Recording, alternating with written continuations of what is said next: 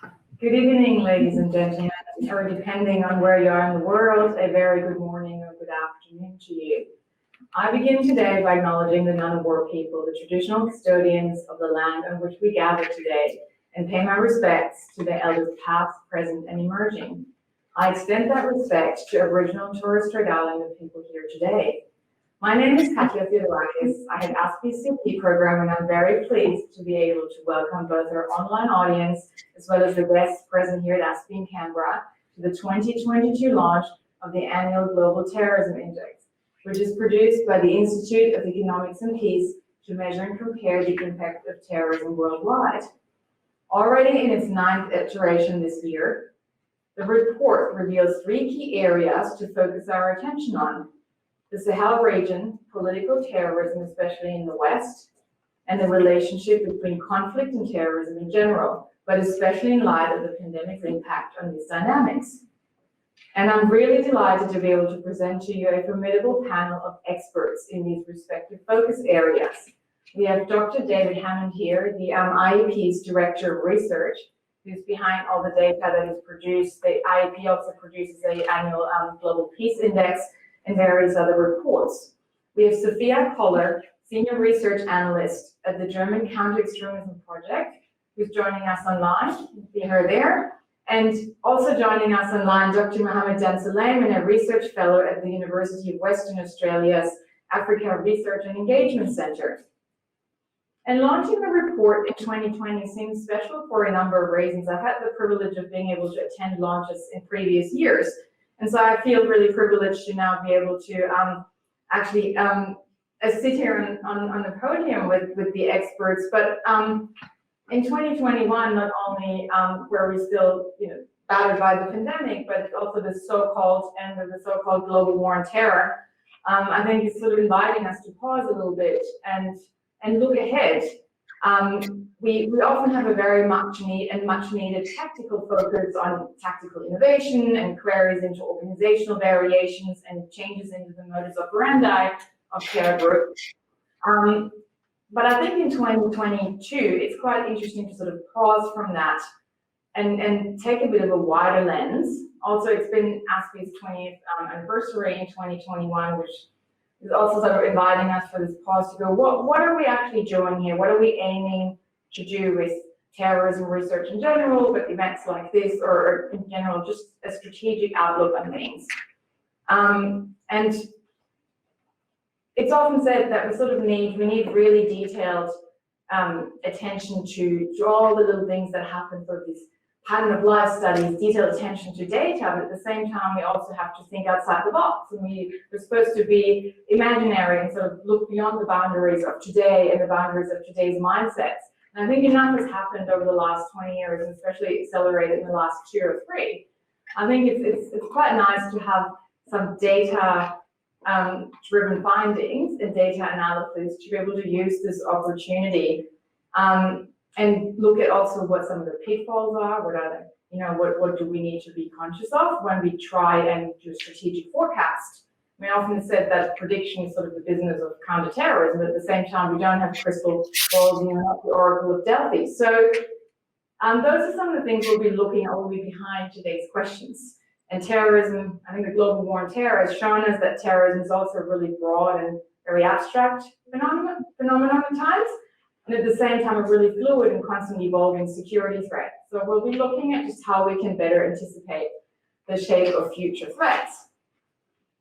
And with that, I'm very pleased to hand over to Dr. David Hammond, the IEP's Director of Research. Just as a quick, as a quick heads up, we will first, David will present his findings. We'll spend a little bit of time just chatting on the panel. And then Dr. Suleiman and Sofia will come in to present their respective responses to their area of focus. And then there'll be an opportunity to sort of open up the discussion and ask questions and all of that. Thank you. I'm sorry, did I grab your notes? Thank you. Thank you very much, Katja. Yes, let me introduce myself. My name is David Hammond. I'm the Director of Research at the Institute for Economics and Peace. I have a slide presentation that that the whole commission will see now. It's intentionally short. There's a lot to cover there, but I've intentionally kept it short to allow for more conversation and questions.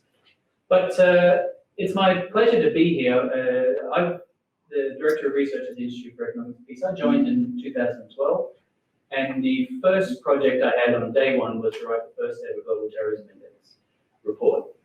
So it's very pleasing to see that the interest in the report still remains, and it still remains relevant, and very appreciative of the invitation from ASPI to come and present the findings. A little bit about the Institute for Economics and Peace. Next slide. So we're an independent non-profit think aimed at understanding the drivers of peace and the economic benefits of peace. We're an international organization. We have offices in New York, Mexico City, Brussels, The Hague, and Harare, and we're headquartered in Sydney. So that's I flew in this morning amidst the chaos at Sydney Airport to be here today. The Institute itself, its portfolio, we're probably best known for our Global Peace Index, which we're currently in the throes of writing. It gets launched every year in June. This year it's June 17th. Obviously today I'll be talking about the Global Terrorism Index. But as part of our portfolio over the past couple of years, we've started to release an ecological threat report, which is our foray into the climate security nexus and building an evidence base for hotspots today and projected pressure points going forward. In line with our mission statement, which is to better understand the drivers of peace, we also recognize that peace is more than just the absence of war. And a lot of our research actually is around trying to understand the attitudes, institutions, and structures that create and sustain peaceful societies.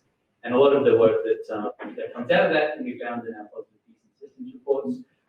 All of our reports get launched annually, and they're sort of staggered throughout the year. We also have a number of online training courses and ambassador programs, which if anyone's interested in, feel free to reach out and I can provide more information on that. Next slide. So the purpose of today is to talk about the Global Terrorism Index. As has been mentioned, now in its 9th edition, it ranks 163 countries on the relative impact of terrorism based on 4 factors: the number of attacks, injuries, fatalities, and hostages. And every year the report itself includes contributions from international experts on topics of interest to terrorism today and counter-terrorism measures. The slide here also puts up the definition of how we're sort of dealing with terrorism. Obviously, the definition of terrorism is an area of discussion, but for the purposes of the Global Terrorism Index, we define terrorism as a systematic threat or use of violence, whether or in opposition to an established authority, with the intention of communicating a political, religious, or ideological message to a group larger than the victim group by generating fear, and so altering the behavior of the larger. So I'm sure we can have numerous discussions on the definition in the conversation, but for the purposes of the report, that's how we classify it. Next slide. So the next few slides just go through the Global Terrorism Index results this year. This year, the top 10 countries impacted by terrorism are listed on this slide. Afghanistan, Iraq, Somalia have topped the list for the past 3 years. Some notable additions to the top 10. Myanmar actually was the country that had the largest increase in terrorism over the past 12 months. And we're seeing an increase in the ranks of certain countries in the Sahel, which we'll talk about a little bit more going forward. The distribution of terrorism, 85% of deaths that are attributed to terrorist incidents occur in these 10 countries. So when if you're thinking about data around terrorism violence, it's often skewed this way. It's often very concentrated. And again, that has impacts on how to, one, interpret it, and also to use it for analysis.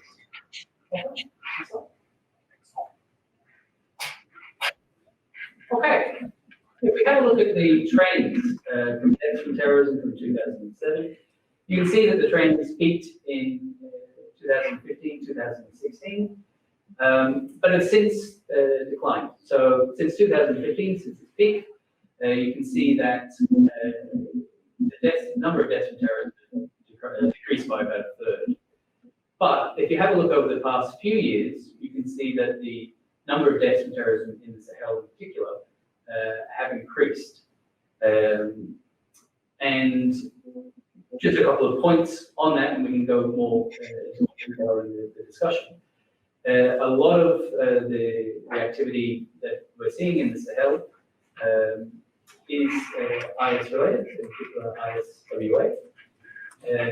And in fact, if you have a look at the number of deaths from terrorism, IS and its affiliates remain the terrorist organization that claimed the most number of lives in the past 12 months and has been for the past 4 years. But if you have a look at the sort of trend over time, IS, as it was in Iraq and Syria, has been declining since 2015. ISWA over the past 3 years has been on the incline. Okay, next slide.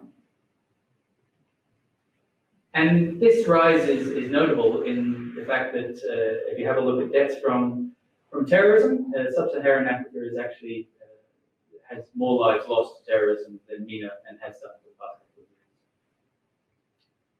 Next slide. So, what can we say about where terrorism is occurring? And again, the conversation we can maybe go into a little bit of the why, but where is it occurring?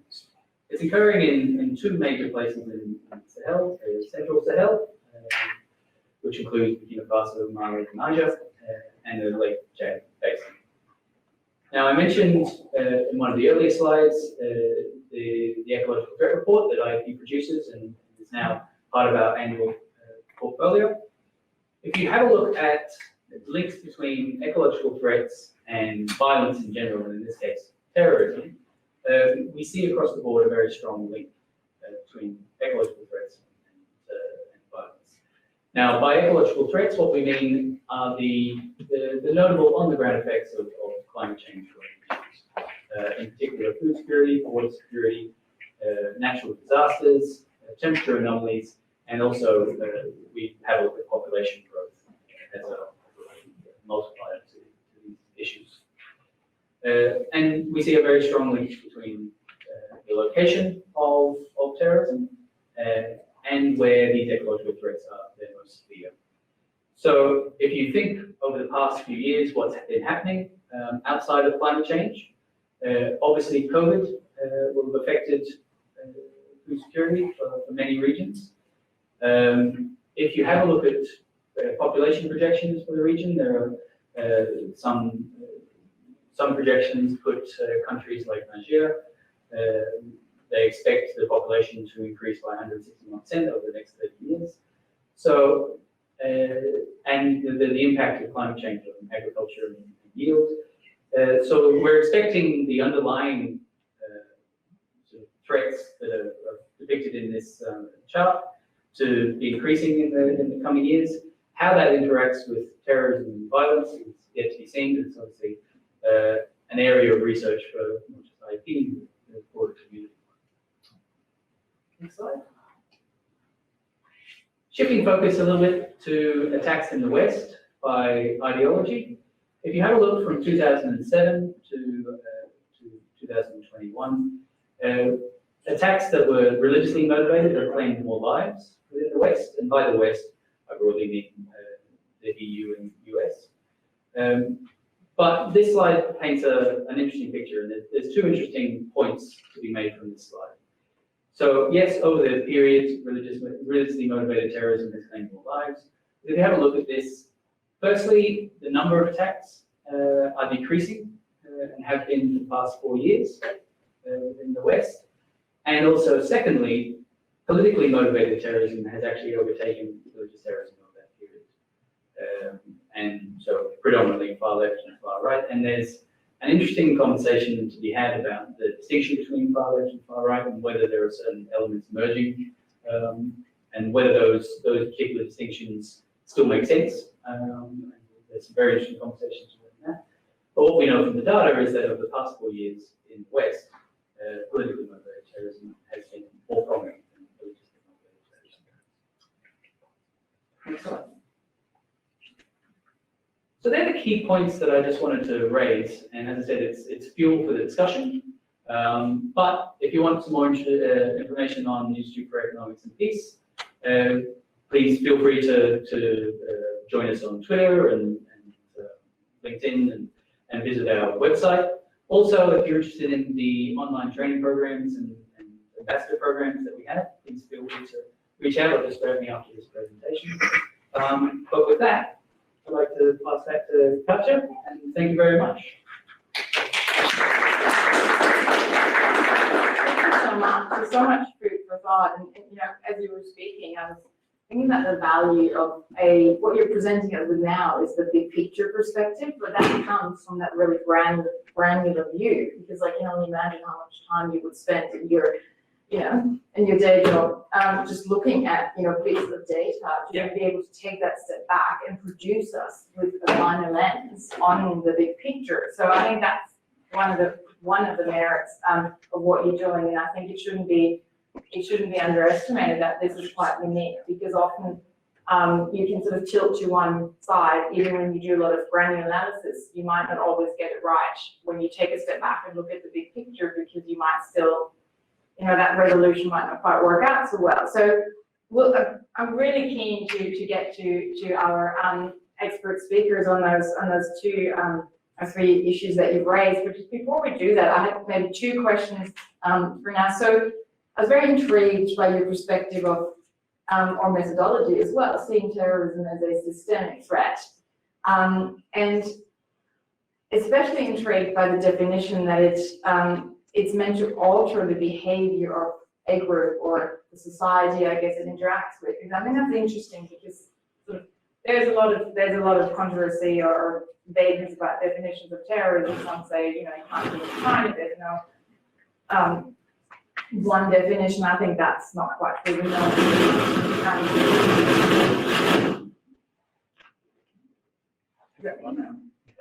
what terrorism's defining features are, but usually it has in there somewhere that it's a political objective.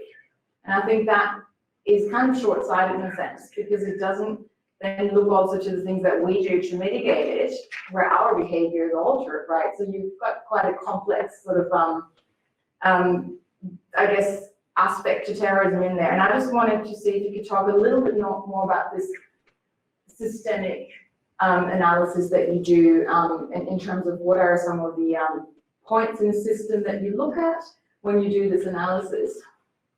Sure. Well, I guess there's two different ways of thinking about that. So the definition is one point where it's systemic. And I guess what that's touching upon is that there are underlying ideologies that either groups or individuals aligned with.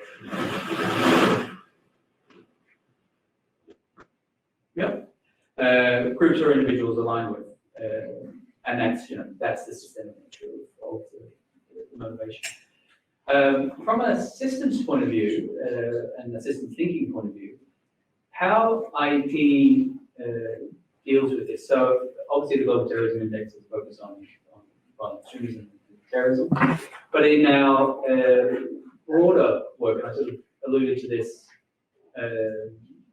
earlier, that a lot of the work that IEP actually does, even though we're more famous for the Peace Index and Global Terrorism Index, is trying to understand those systemic underlying drivers or drivers of grievances that lead to these things. And they tend to be long-term factors that change slowly over time.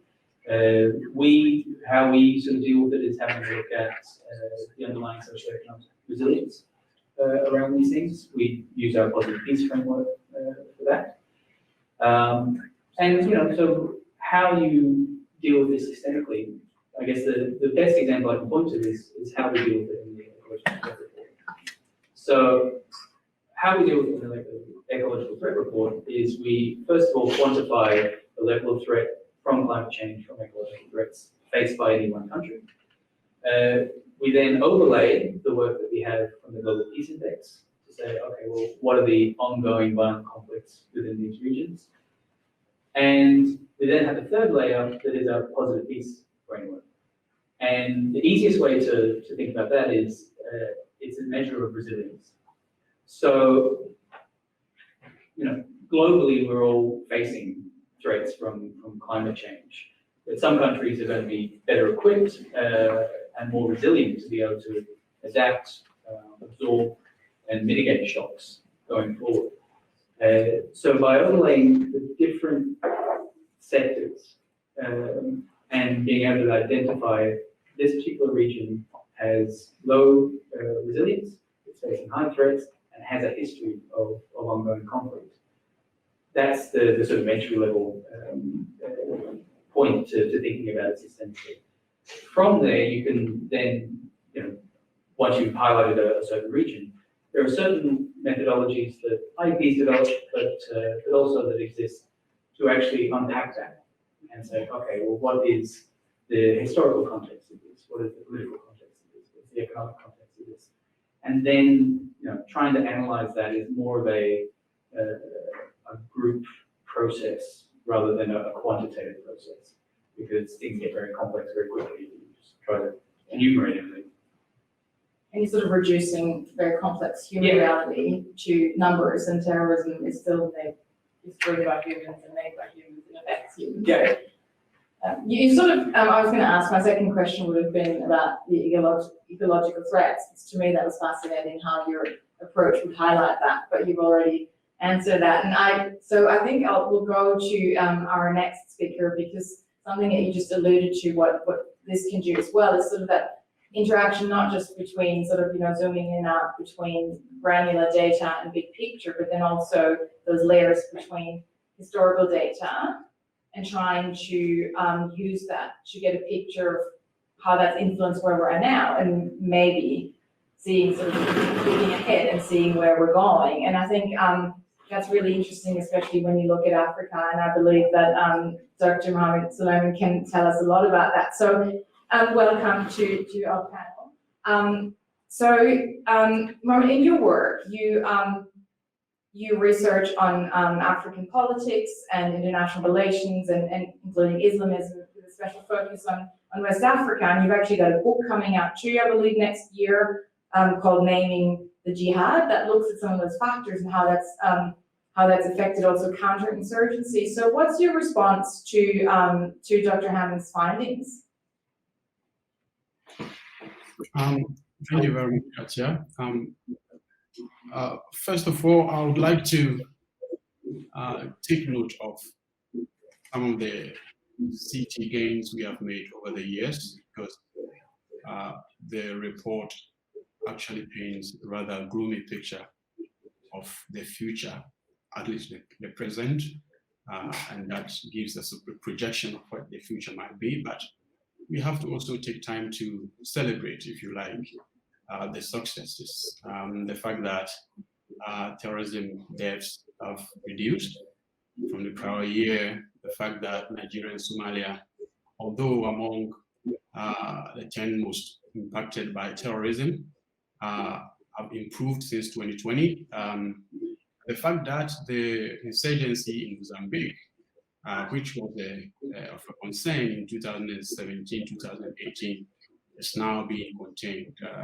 So these are good things, good successful counter-insurgency news that we must acknowledge. But what the report screams at us is the fact that in Africa generally, but in Sahel specifically, counter-insurgency is losing against insurgency. And we can ask why and what it means for the future, but that will come later on.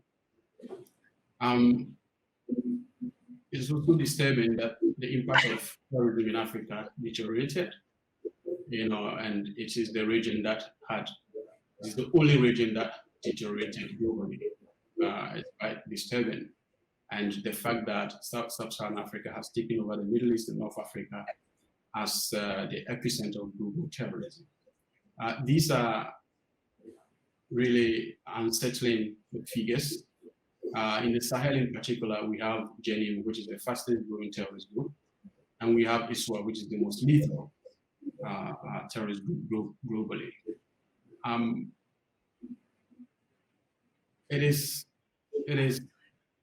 as I said, statistics that are worthy of particular focus regarding why the Sahel and why Africa, why this region is so conducive for terrorism. Why have ISIS and Al Qaeda?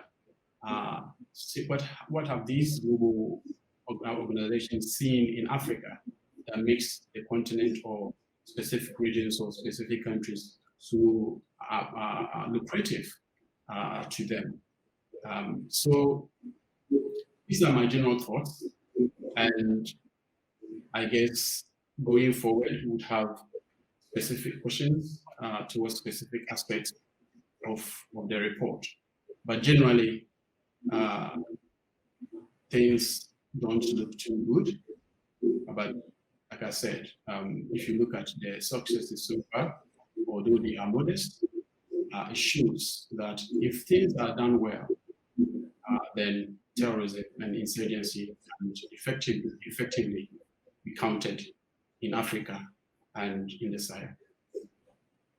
Thank you. I'm really glad that you started with some positive news, because I think one of the findings is true. Overall in the Sahel, there's been an increase in violence, but then it's also the sort of counterinsurgency activities have decreased Boko Haram's activities. So we can hopefully drill down on this. And I was intrigued also by sort of your what I sensed was sort of an intricate play between sort of enduring enabling factors, but then also some very contextual short-term factors. So we can talk about this some more. So Sofia works at the German Counter Extremism Project, and also has a background in looking at foreign fighters and disengagement from violence in general. So I'm really curious to hear what your response to those findings is. Yes, thank you, Katja, and it's a pleasure to be here, although digitally, and contribute to this very interesting launch. I have read the report with great interest, and I think there are three aspects that stood out to me, of course, considering my background, and that I would like to highlight today. So first of all, Afghanistan. So the report says that it remains the country with the highest impact from terrorism in the third year, which is not surprising to me. But what I found is that you say 20% of all deaths of terrorism are attributed to Afghanistan, but most were recorded before the takeover of the Taliban. So I found that interesting, and I like Muhammad Positive's message. And I think it's interesting that Afghanistan is not, shattered into such a chaos that there are a lot more deaths from terrorism after the takeover of the Taliban, for whatever reason that may be. Because actually there is a lot of concern from, for example, UN member states that terrorist groups now enjoy greater freedom in Afghanistan at any time in recent history. So that's why I think it's, though unfortunate, it's good to have Afghanistan come on top, just to make sure that it remains a priority, because it is still an important security problem that should not be ignored. Especially now that attention is very much focused on, for example, Ukraine or on the Sahel for the reason that Muhammad has just outlined. And also I would like to highlight that what has not really materialized is an exodus of foreign fighters pouring into Afghanistan. Of course, there are important pull and push factors, but what we have found is that Afghanistan is not as ready to receive foreign fighters, or foreign terrorist fighters to be precise. And this is why I think it's interesting to monitor that development, and not think that, okay, now there are not thousands of individuals coming to Afghanistan. It's very difficult to get there. We have made enormous progress also monitoring travel. The coronavirus situation is not helping, but I think it's important to monitoring that situation, because small numbers can also add up. The second aspect I would like to highlight is the situation in Syria and Iraq. Also, I read that Iraq has recorded over 800 terrorist attacks in 2021, so the highest of any country. And again, like, we really see that there's this low level but still consistent insurgency, but in both Syria and Iraq, mostly in the north, contributing also to, or being also, or there is a contribution also from the ongoing political and economic instability in both countries. So again, I think here it's telling that the largest attack in Iraq was on a Shia majority neighborhood in such a city in Baghdad. So again, ISIS is trying to exploit these divisions, and there's no really development that this is going to go away anytime soon. So again, as attention has very much shifted, the problem is still there, even if IS has not longer holding any territory on the ground. And I think what is now also this unresolved problem, at least from a Western or a European perspective, is tens of thousands alleged former IS affiliates in Kurdish-dominated camps, but as also prisons in Syria and Iraq, and among them also foreign terrorist fighters and families. So I think as there's like really last week, for example, a senior Iraqi security official has said that this one of the camps al-Hol is a jihadist threat and should be dismantled. And still, from a Western perspective, it's not a nice problem to have. And Western governments are glad that we don't have to deal with this in our own countries, and are rather having a short-sighted view and not having a long-term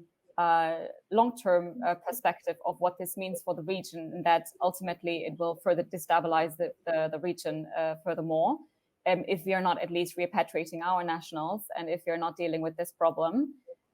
So it's just like one example that I think stood out, a attack of IS fighters on one of the biggest assaults in Syria in the last years on a prison in the Kurdish city or dominated city in Hasaka, to free jihadists. So while it was not as successful as IS would have liked it to be, it still was a powerful sign that there is, detained jihadists that if they are released can pose a significant risk or will contribute to the risk furthermore. And maybe final point, what I also found interesting is the situation in Germany and Europe regarding political extremism or terrorism that you have mentioned also, that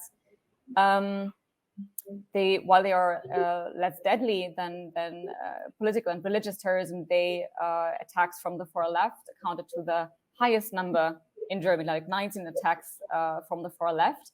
But they were apparently, according to the report, so I'm not monitoring far left extremism and terrorism much, they were apparently from unnamed far left terror groups and individuals. So I think this demonstrates that I think at least in Germany, in the public perception, this threat doesn't play a lot of role because you have no group behind it. There's no coordination behind it then at least from the media reports. So which means that if we have attack from, let's say, the far right or also from Islamist extremism, there's much more attention to it also because individuals get hurt, right? So I was surprised to find this rather high number.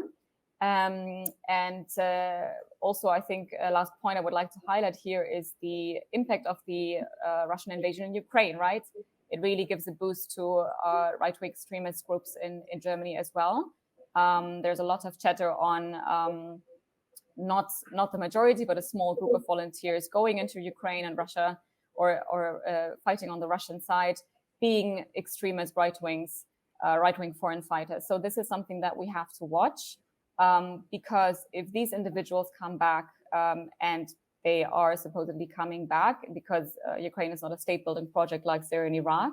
So if these individuals come back with battlefield experience, potentially more radicalized with new networks, then they potentially pose a greater threat than what we have as right-wing extremism right now in the country. So there's like really a potential risk of escalation from right-wing extremism to really full-fledged right-wing terrorism in the country, which also then further exacerbates, tensions between Islamist extremism and right-wing extremism. So that's maybe for now, and happy to dive further into these points. Thank you.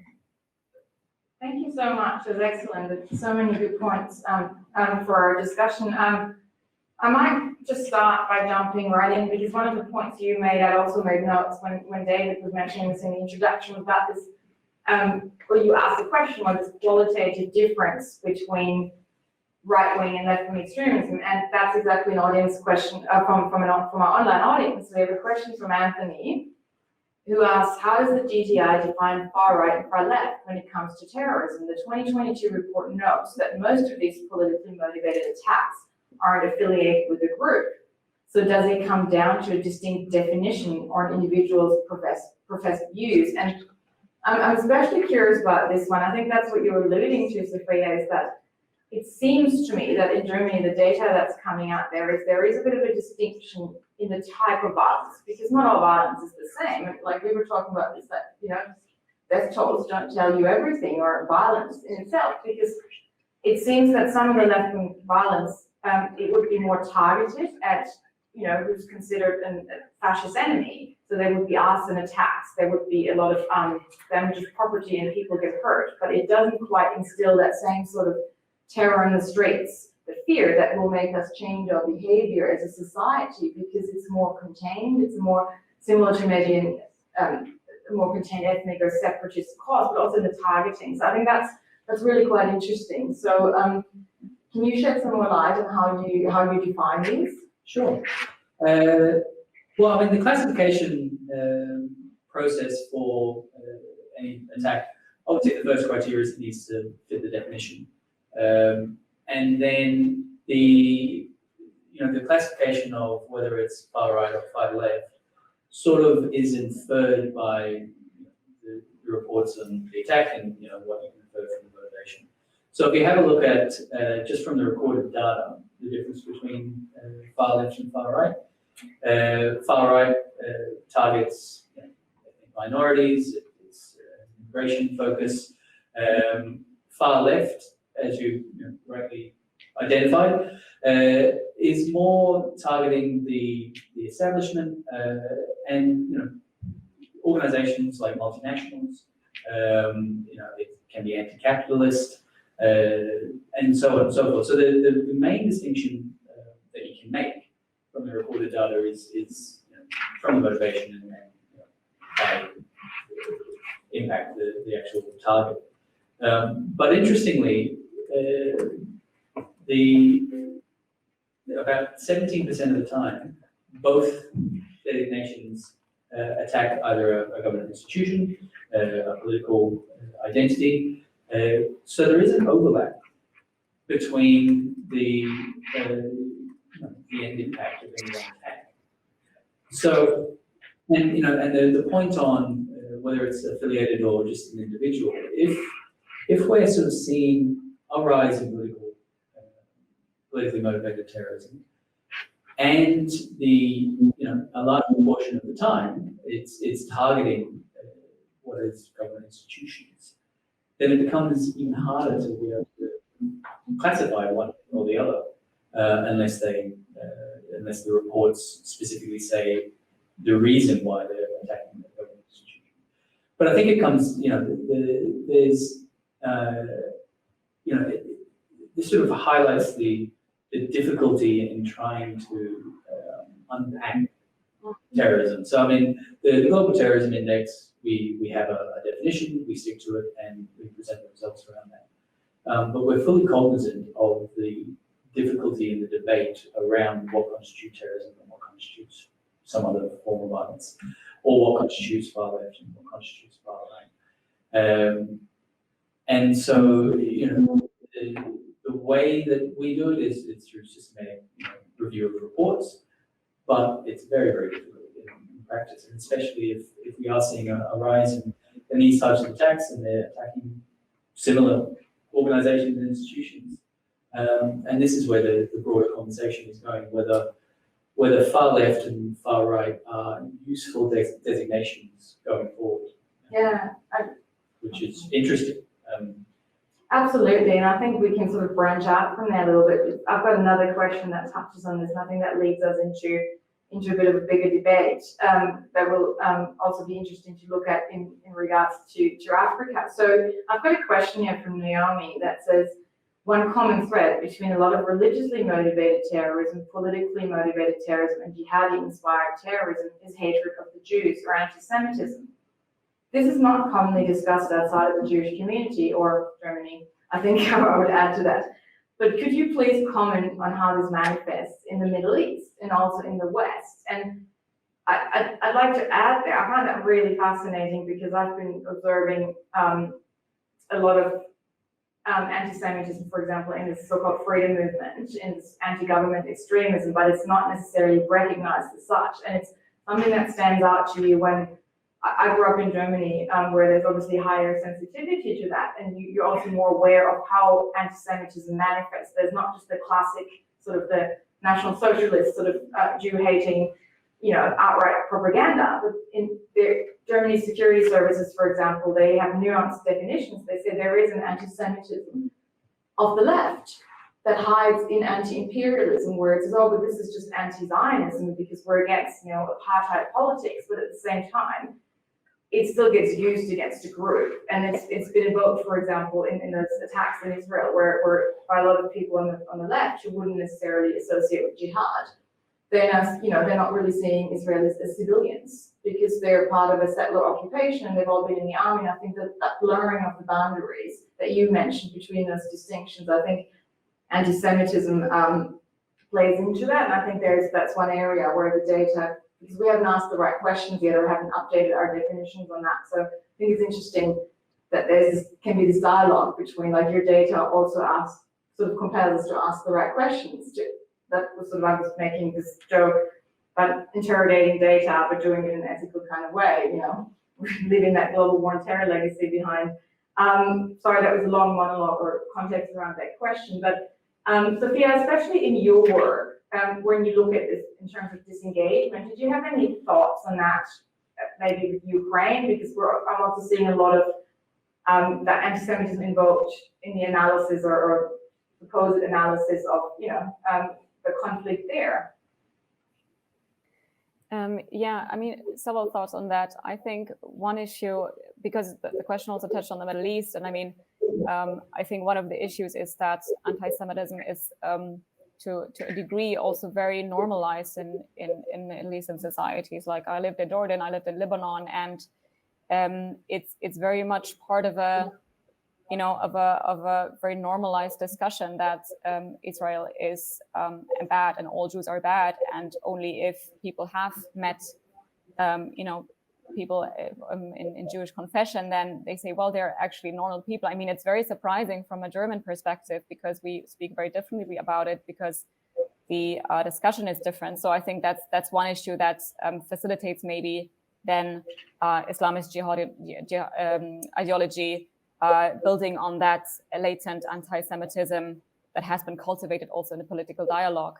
The other aspect from a disengagement perspective, we know that, or at least practitioners tell me that both when you work with people that are de-radicalizing or disengaging from Islamist extremism, but also from the far right or right-wing extremism, anti-Semitism is a common theme for different reasons, but there is a latent hostility towards this group, and also actually one of the rising issues that we see is everything around conspiracy myths, anti-corona protests. So a very interesting mix of a new phenomenon that we are still having a hard time to define. And there also anti-Semitism and this Jewish world conspiracy plays a huge role. So there are overlaps also between Islamist extremists and these conspiracy theories, just because it feeds sometimes into the same narrative of this world order attacking a group that feels threatened. So that's maybe one comment. And then what I found interesting also in the context of Ukraine is that a bit of a different context, but Putin has claimed to denazify Ukraine, which is interesting because Zelensky is a Jew and Ukraine has a long history of suffering from Nazis, right? And also that while there are right-wing extremist factions in Ukraine, the government is not, right? The turnout of right-wing extremist groups having been voted is very low, 2%. So Putin really appeals to kind of a myth that apparently exists in Eastern European anti-Semitism, that Jews are really agents of violence against Russian Christians, right? So that real victims of Nazism are not Jews, but Russian Christians. So that's why the Ukrainian conflict or the war on Ukraine is so interesting, because we cannot really anymore put these definitions on it, because they are intermingling, and the divisions are not as clear anymore, as this example clearly shows. And also that right-wing extremists are combating on both sides, right? Like they're combating on the Ukrainian side and on the Russian side. So I think that's why this makes the conflict so interesting, and also very interesting what impact it will have on right-wing extremism in the West and in Germany in particular, I guess. Thank you. Yeah, that's really, really interesting. Now, I'd like to bring the audience here in Canberra into this. If anyone has a question, we've got a microphone going around. Gentleman there, just over there. Just over there.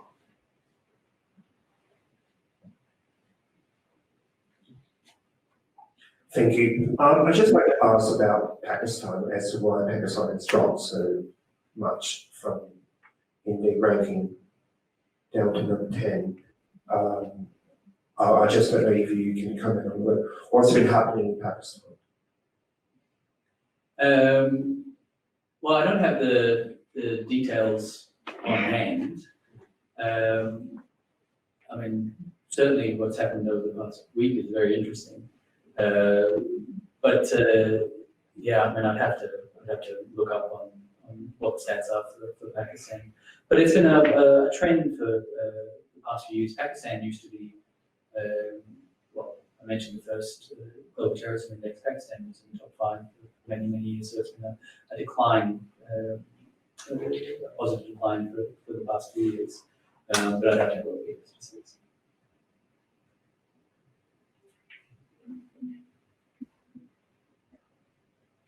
Hi there. Muhammad, I think you're probably best placed to answer this question. Just given the discussion about extremism, terrorism within West Africa, and of last year, France pulled out over 5,000 troops out of Mali. I'm curious to hear what your predictions of what that impact will have on the region. Okay, thank you very much. It will have quite a significant impact. One of the reasons why Burkina Faso became so a hot spot for jihadism in the Sahel is because of increasing counterinsurgency activity in Mali. Now, the French troops and its European allies are pulling out. There is the possibility that terrorist groups could go back to Mali as they come under intense counterinsurgency programs inside of Burkina Faso and in Niger. So definitely we can safely expect that Mali could deteriorate and go back to its former identity as a very volatile security environment. And that also decreases the general counterinsurgency, counterterrorism momentum, because France has been a very active CT player in the region for well over a decade. So for France to move out of Mali would create a certain vacuum that could be filled by numerous actors, positive and negative.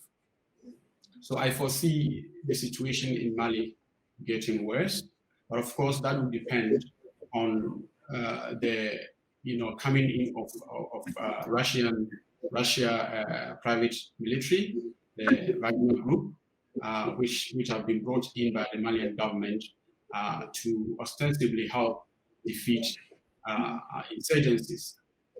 We are waiting to see how the result of that, and to answer the question whether they are indeed there to counter terrorism or they are there for something else. I mean, we are still waiting. But depending on their impact in the region, I suspect that Mali could be worse going forward.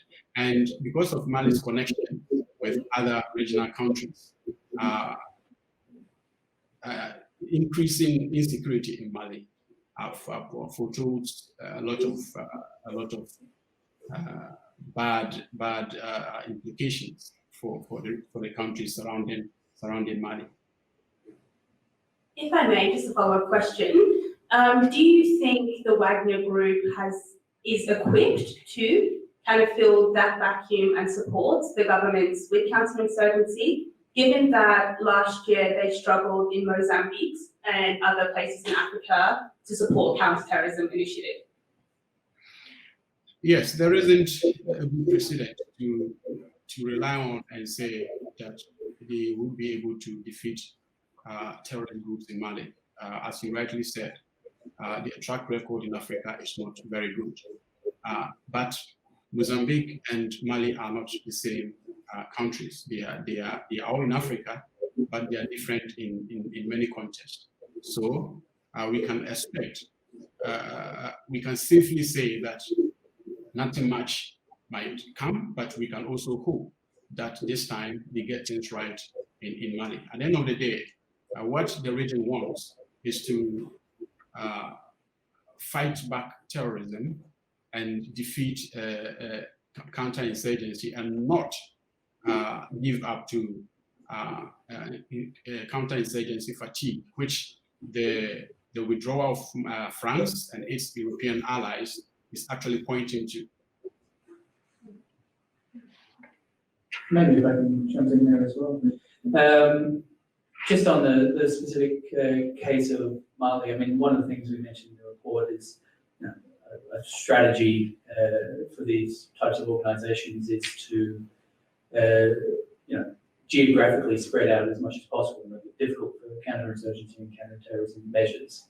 But also divert funds away that would otherwise help socio-economic conditions and so forth. So for Mali, I know Mali's defense spending is 22% of GDP annually. I mentioned the links between ecological threats. Its budget allocation for water access is 6%. And so, it was mentioned before, the war and terror ending with Afghanistan in August last year sends a certain message to organizations that if you stay in the long haul, then something like Afghanistan could happen as well. And I know JNIM in Mali have been talking to the government, offering some sort of negotiation process similar to Taliban in Afghanistan in previous years in peace talks. So, I mean, the withdrawal of troops in Mali is a concern. That's a really interesting point. And, that question as well about the Wagner Group, and it leads to a question I hear from our online audience from Christian. He's asking about, he's using Myanmar as an example, saying it's jumped in rankings, and but he's asking, how do you classify those armed groups?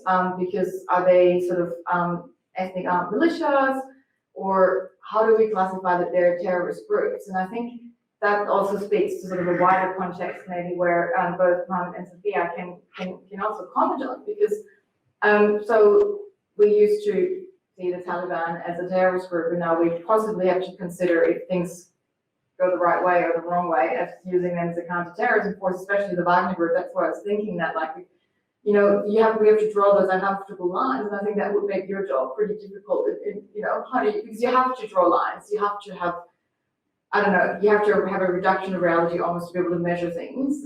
Did you have any comment? And I think we've got about 5 to 6 minutes left. So if I can invite everyone to sort of maybe respond to that question, and then add whatever else, and maybe one more question from the audience. I'm just conscious to make best use of those 5 minutes, so that everyone still be able to ask what they want to ask or say that. So maybe if we respond to that one quickly, and then everyone has a chance, and we'll open it up to one more question. Sure. Well, in terms of Myanmar, again, we sort of go back to the definition of state. So it's an unsafe actor working against authority.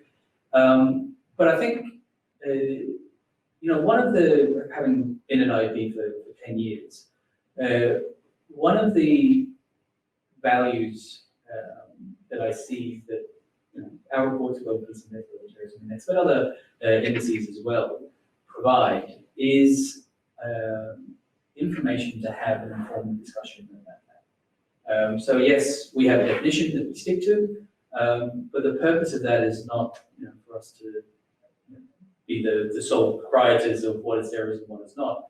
The purpose of the report is to have informed discussions and say, okay, well, this is what data is saying. Data is driven by this definition. Do we agree with that definition? Does that definition make sense now? I mean, the discussion we had about right and left.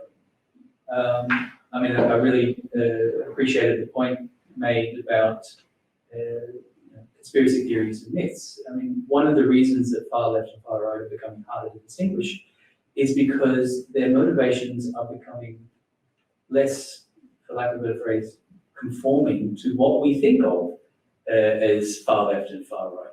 Because the conspiracy theories and myths behind them really don't make sense to an audience like us. They're not rooted in historical Cold War thinking or whatever the right period of time is. They are, some of the theories from QAnon are really a mixture of just anything that's opportunistically useful for them. And it sort of blurs those categories across the spectrum. You can use it quite opportunistically. Maybe, because that's the last question I have here online, for Sofia and Muhammad, if you could sort of link that to your research. So those blurred boundaries and this kind of anti-government extremism, that's an impact of the pandemic. There's a question here from Eve. Do you see that in your research particularly that, let's say, when you look at jihadi groups, you usually think they have a pretty sort of coherent ideology. There's not much room for, to turn around and do something different. But do you see this impact and this kind of ideological fluidity also in the groups that make up the body of your research?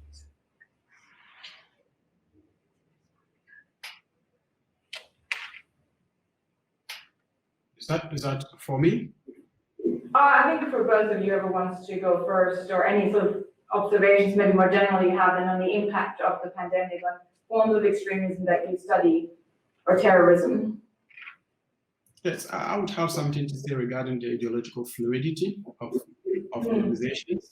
Usually the tendency in the case of Sahel, I haven't studied it, the impact of the pandemic on terrorism in particular, but on the ideological fluidity, I certainly think there's a lot of it in the Sahel and across Africa. And that is why instead of understanding ISWA and GENIM and ISGS as if they belong to different locations and they belong to different strategic or ideological orientations, we need to begin to understand them as organizations that could in the future actually merge.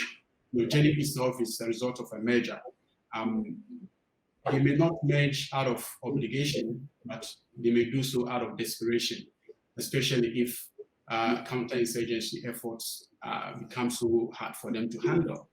So definitely, ideological fluidity is something that could really, how we respond to ideological fluidity among jihadist groups would play a role in how we are actually able to respond.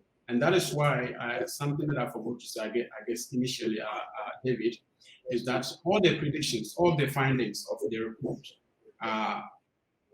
to many analysts and researchers regarding Africa, are not new. These things were seen coming 2 to 3 years ago, especially after the African Union announced in 2017 that some 6,000 ISIS fighters were actually returning to the continent. So this is the point that we should be taking note of, and that should lead us to ask further questions. What does the future look like given present circumstances? because as we all agree, focusing too much on the present wouldn't help. But if we have a type of future scenario planning, then we are able to have a prepared state of mind for what the threat is likely to turn into moving forward. That's such an important point to be able to make out as landmarks sort of in a possible future landscape. Thank you for that. And Sofia, what would be your concluding remarks on that question or in general? Yes, there are like a number of points that came up that I would like to comment on. First of all, I completely agree with Muhammad on the ideological fluidity.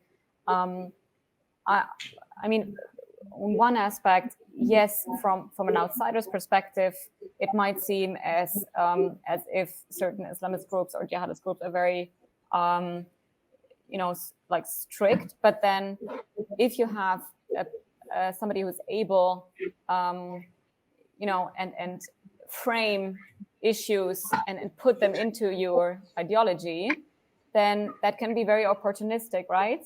So if you have somebody who can say, okay, actually there is an hadith who says that we should do this and that, and then frames that this actually enables the group to do, to merge with another group or to do this, or to react to the pandemic in a certain way. So I think from an outsider's perspective, it might seem very strict, but it's not so much if you are also an opportunistic factor in a conflict zone, right? And we have seen that in I'm not sure which country I read this about, but that on a reparational level, people can jump from different groups. It's just like, where do I fight to? And they all know each other, so it's not as rigid in their structures as it might seem. So it's also a question of practical thoughts, right? It's less about ideology, and in some cases at least. Second aspect I would like to highlight is this question of who is a terrorist group and which is not. I cannot comment on Myanmar, but for example in Afghanistan, which is very interesting now, is that the Taliban has really managed to put in place into their government the same exact individuals, sometimes in the same exact positions, than in their past government. And all of these, or most of these individuals, are on sanctions list, which makes it very difficult, like on some point easy, because you have already everything in place why these people are sanctioned, but it makes it really hard to now have a proper government. And how does the West deal with this government, right? Also in terms of humanitarian action and the risk of diversion of aid to terrorist means. And the last point also I found interesting in the past weeks is the question in Ukraine. We do not have the possibility to say that these are foreign terrorist fighters, because they're not going and fight for a terrorist group, or there's at least no designation as such, because all of the factions in Ukraine at least have now been incorporated into the International Legion. So it's a formal military structure, which makes it difficult to prosecute extremist foreign fighters coming, for example, from Germany, joining another group, clearly having maybe not so good ideas what they want to do in Ukraine, but you cannot prosecute them under this terrorist designation. Whereas on the other side now there's a discussion again about state-sponsored terrorism. So like, how do we deal with the actions of Russia?